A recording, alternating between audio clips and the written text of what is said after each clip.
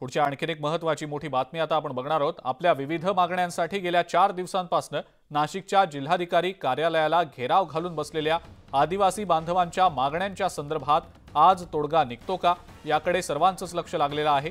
वनजमिनी आणि शेतमालाला हमीभाव या प्रमुख मागण्यांना घेऊन हजारो शेतकऱ्यांचं हे लाल वादळ नाशिकच्या जिल्हाधिकारी कार्यालयासमोर ठाण मांडून आहे। मुख्यमंत्री एकनाथ शिंदे यांच्या सोबत आज पुन्हा बैठक होणार आहे आणि या बैठकीत तोडगा निघावा अशी अपेक्षा आंदोलनकर्त्यांना आहे।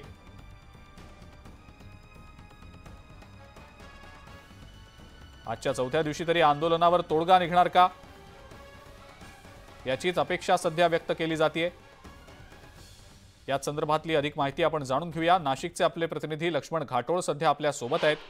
लक्ष्मण, नाशिक जिल्हाधिकारी कार्यालयाला या शेतकऱ्यांनी घेराव घातलेला होता, आदिवासी बांधवांनी घेराव घातलेला होता। त्यांच्या आंदोलनाचा आजचा चौथा दिवस आहे। आज तरी त्यांच्या मागण्यांच्या संदर्भात तोडगा निघणार आहे का? सकारात्मक काही घडामोडी घडणार आहेत का?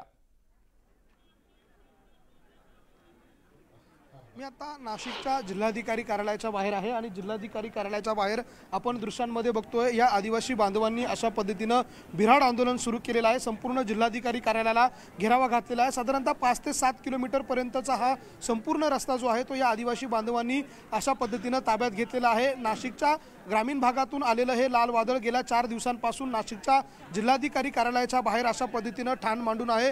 घरून आणलेला शिधा पाणी देखील त्यांचा संपत आलेला आहे। जेवण तयार करून आपल्या या आंदोलनकर्त्यांना जेवण दिलं जात आहे। घरून आणलेली लाकडं आपण बघतोय ती देखील त्यांची संपत आलेली आहे। आज चौथा दिवस या आंदोलनकर्त्यांचा या ठिकाणी आहे आणि या आंदोलनाच्या चौथ्या दिवशी देखील यावर कुठलाही तोडगा निघालेला नाहीये। मात्र मुख्यमंत्र्यांनी यावर तोडगा काढण्याची भूमिका घेतल्यामुळे आज या संदर्भात बैठक होणार आहे। मात्र आपण ही सगळी दृश्य बघतोय। नाशिकचा जिल्हाधिकारी कार्यालयाचा हा संपूर्ण परिसर आहे आणि या परिसरामध्ये अशा पद्धतीनं नाशिकच्या ग्रामीण भागातून आलेले हे सगळे आदिवासी बांधव जे आहे ते आपल्या वेगळ्या मागण्यांना घेऊन या ठिकाणी ठाण मांडून आहे। खरं तर वनजमिनी हा प्रमुख मुद्दा या आंदोलनकर्त्यांचा आहे आणि याच वनजमिनींच्या मुद्द्याला घेऊन हे आंदोलनकर्ते जे आहेत ते नाशिकमध्ये आहे। एकूणच जर आपण बघितलं तर नाशिकच्या जिल्हाधिकारी कार्यालयाचा हा संपूर्ण परिसर जो आहे तो या सगळ्या आंदोलनकर्त्यांनी ताब्यात घेतलेला आहे। आपल्यासोबत काही आंदोलनकर्ते आपण त्यांच्याशी बोलूया। गेली 4 दिवस झाली आपण या ठिकाणी आंदोलन करताय। आज सरकारकडनं या संदर्भात बैठक बोलवण्यात आलेली आहे। तोडगा निघेल असं आपल्याला वाटतंय? सर, समजा आपल्याला तोडगा सरकारने काढला आणि त्याच्यामध्ये आमच्या ज्या 11 मागण्या आहेत ह्या जर समजा पूर्ण मान्य केल्या आणि सरकारने GR केलं। लक्ष्मण, मी थांबवतो आपल्याला काही क्षणांसाठी, येतो मी पुन्हा आपल्याकडे।